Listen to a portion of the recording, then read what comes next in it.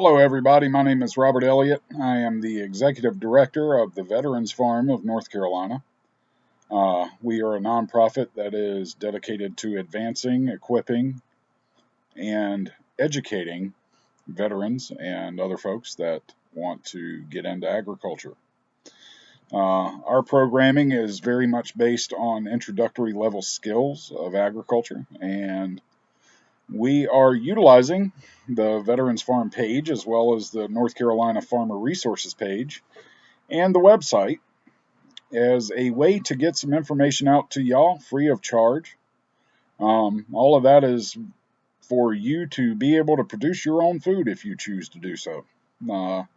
Being these are a little bit of a uncertain time that we're facing, a lot of folks are thinking about growing some of their own food, and it's probably not a bad idea. So if you're sitting around home bored out of your mind, the coronavirus could not have picked a better time ever to come into our lives, because guess what? It's planting season, y'all. I want to start this video as the most important video out there for you folks to be able to understand one very basic but crucial principle, and it's probably more important than literally anything else out there when it comes to growing a crop. Your primary purpose is not to grow a crop, it's not to tend a crop. Your primary purpose as a farmer is to tend soil, okay? And if you go out into the backyard, you are going to most likely have a lawn that is slam full of soil that is probably only good for about growing grass, if that. Your soil does not have what it needs to grow the things that you want it to grow for a victory garden or a post-apocalyptic garden in 2020. It has only got the bare things needed for it to grow grass, and whatever grass is probably dominant in your area. So what I want to talk to you about in this video is a couple of ideas that you could utilize to add some good stuff into that soil. Just like cooking pasta or spaghetti, you're not just going to cook pasta and eat the pasta with just boiled water going through that process, are you? Nah. You're going to add some stuff to it. Same thing if it were a bowl of rice, okay? The difference being is that bowl of rice or that pot of pasta is what you're working with in the backyard, okay? And that plant wants spaghetti. It does not want just regular old pasta, all right? So we've got to add some stuff to your soil. We are seeing things fly off shelves like toilet paper, hand sanitizer, gloves, masks, so forth and so on. And folks are kind of frenzy buying a whole lot of stuff. In the event that food becomes insecure in our country and in our state, we're going to see agricultural supplies flying off the shelves. Shovels, stuff like that, hose, fertilizer, seed, that sort of stuff. Now, the way it typically works for farmers is that we go and pull a sample of soil and we send it off to the State Department of Agriculture.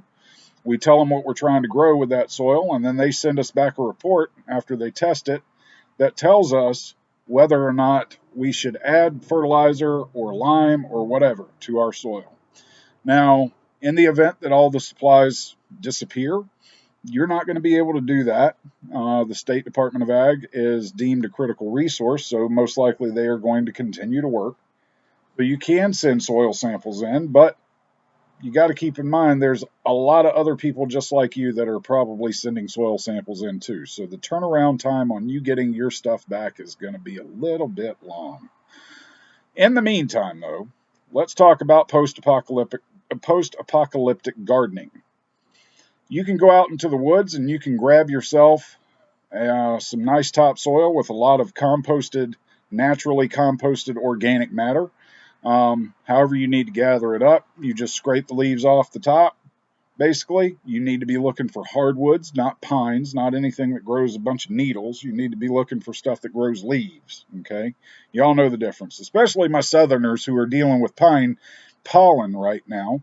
and wondering if they're going to die of pine pollen or if they're going to die of coronavirus. Y'all know what I'm talking about. You're all covered in yellow stuff. Anyway, if you go into a hardwood forest, you can find some pretty decent organic matter by scraping up right out of the ground, digging down about that far. You will notice when the soil changes from organic matter to pure soil of any kind, whether it's sand or it's clay or whatever. You will notice. So you can go scrape a bunch of that up, and you can place it around where your plants are. Okay, and it will allow for some nutrient content to seep down into the soil. Compared to commercial fertilizers of any kind, whether they're organic or conventional, it's not going to work as fast, but it's better than nothing, and it's way better than what you're dealing with in your backyard already right now. So go scrape you some of that up, get you some wood chips. Wood chips will, on top of your soil, will help cut down weeds. It'll help keep moisture in the soil, and it'll also give you a bit of nutrient content as well. Coffee grounds are another good thing that you can use. That's a high nitrogen source typically. And just taking those and a little bit right next to your plants should help out.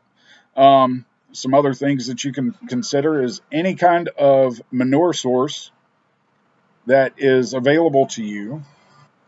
You can utilize that and compost it, probably.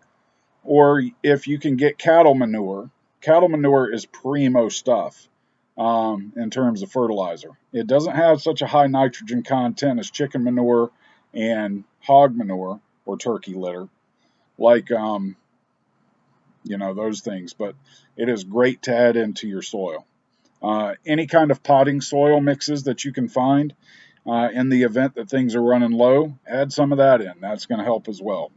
So that's the first part of this video. I just wanted to kind of give you all some ideas and get your brains thinking about basic soil amendments, basic soil additions, anything you can do to take that bowl of pasta and turn it into at least somewhat resemblance of a spaghetti for a plant is going to pay off a whole lot better than just trying to force it with the soil you've got. So good luck, everybody. Stay safe. We'll be cranking out more videos. It'll be myself and a few other folks probably jumping in here to crank them out for you. And we will also show you quite a few things that are just very basic in nature that y'all can do at home relatively easily. All right, so see you soon.